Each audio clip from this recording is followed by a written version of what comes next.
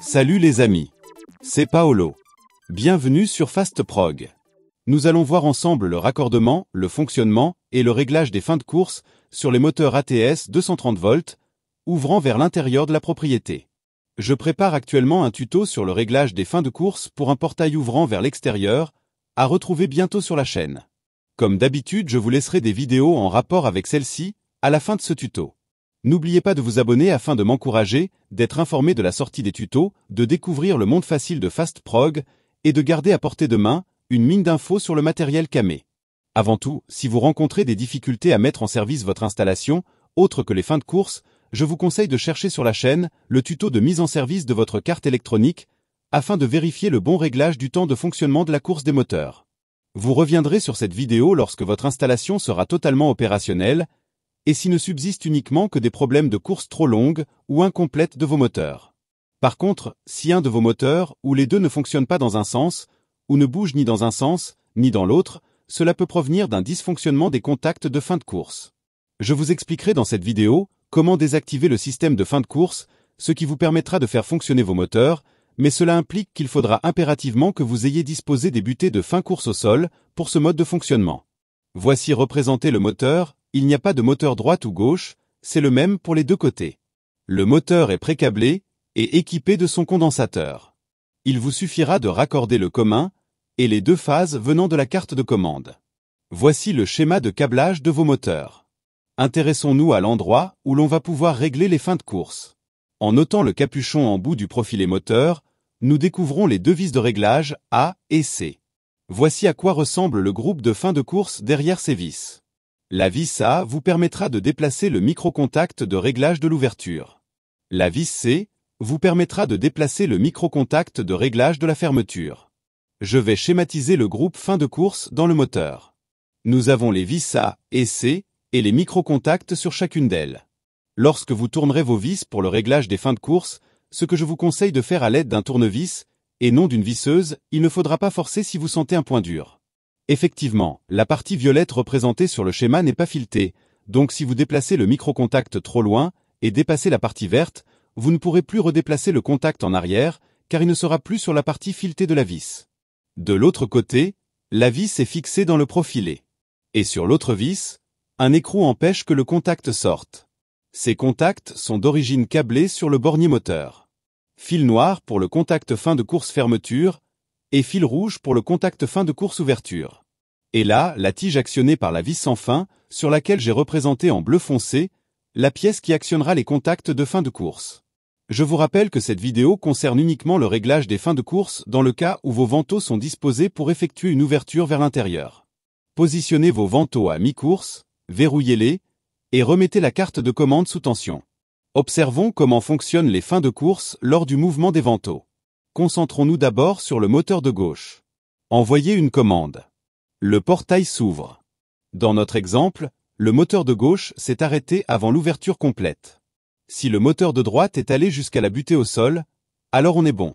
Par contre, si votre installation ne possède pas de butée au sol et qu'il s'ouvre trop, nous le réglerons dans une minute. Effectuez une nouvelle commande. Le portail se referme. Dans notre exemple, le moteur de gauche s'est arrêté avant la fermeture complète. Si le moteur de droite est allé jusqu'à la butée au sol, alors on est bon. Par contre, si votre installation ne possède pas de butée au sol et qu'il se ferme trop, il faudra déplacer le contact de fin de course fermeture. Maintenant, repositionnez vos vantaux à mi-course, déverrouillez le moteur de droite afin que celui-ci ne bouge pas pendant les manœuvres du moteur de gauche. Voici représenté plus en détail le mécanisme du groupe fin de course. Les contacts normalement fermés des fins de course. Les boutons sur chacun qui, lorsqu'ils seront actionnés, ouvriront le circuit du contact. Revoyons ce qu'il se passe exactement dans notre moteur de gauche. Faites une nouvelle commande. Le ventail s'ouvre mais s'arrête de nouveau au même endroit, certainement parce que la came de fin de course est venue actionner le contact, provoquant l'ouverture du circuit d'alimentation. En fait, c'est comme si les fils rouges étaient débranchés du bornier. D'ailleurs, comme je vous l'expliquais en début de ce tuto, si votre moteur ne s'ouvre pas du tout, et afin de vérifier si ce problème vient du dysfonctionnement du contact de fin de course, il vous suffit d'effectuer un pont filaire à la place des fils rouges. Si votre moteur fonctionne en ouverture suite à cette manipulation, alors conservez ce pont sur le bornier moteur, mais il faudra que vous ajoutiez une butée de fin de course à l'ouverture et que vous régliez le temps de fonctionnement sur votre carte électronique. Effectuons une autre commande. Le ventail se referme et s'arrête comme tout à l'heure au même endroit. Comme pour le contact fin de course ouverture, la cam est venue actionner celui de fermeture, provoquant l'ouverture du circuit d'alimentation. Comme si les fils noirs étaient débranchés du bornier.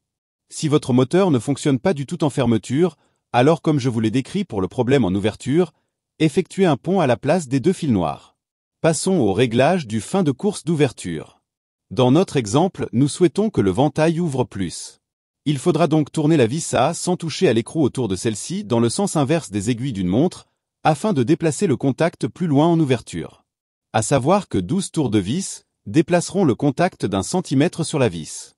Après avoir effectué cette manipulation, envoyez une commande d'ouverture et contrôlez si ce ventail ouvre plus et s'arrête à l'endroit souhaité.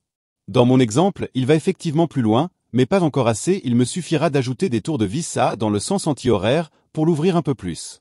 Voyons maintenant le réglage de la fin de course de fermeture. Dans notre exemple, nous souhaitons que ce ventail ferme plus.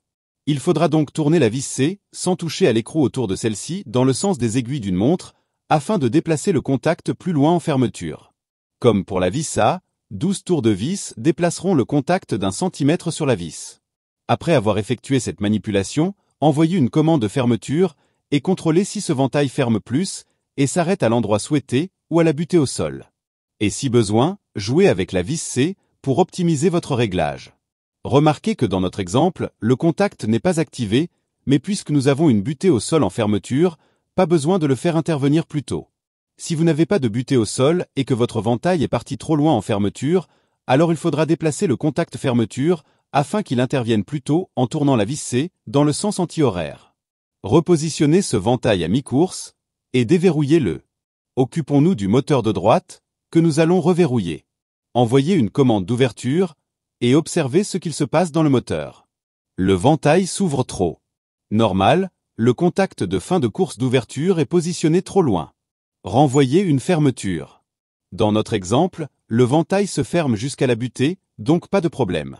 Si vous n'avez pas de butée et que votre ventail va trop loin, il faudra déplacer le contact fermeture afin qu'il intervienne plus tôt en tournant la vis C dans le sens anti-horaire.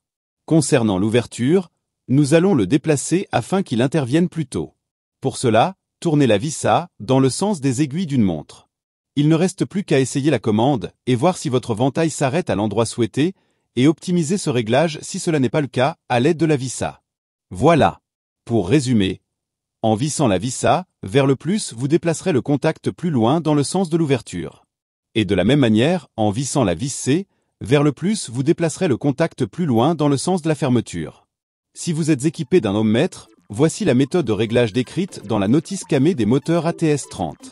J'espère que cette vidéo vous permettra d'effectuer votre installation sans difficulté. Pensez à vous abonner afin de rejoindre notre équipe d'installateurs et dire adieu aux galères face au matériel camé. Et voici les liens vers la playlist des tutos de mise en service des portails battants camé, dans laquelle vous retrouverez certainement comment programmer votre carte électronique, et là le lien pour l'accès direct à la chaîne.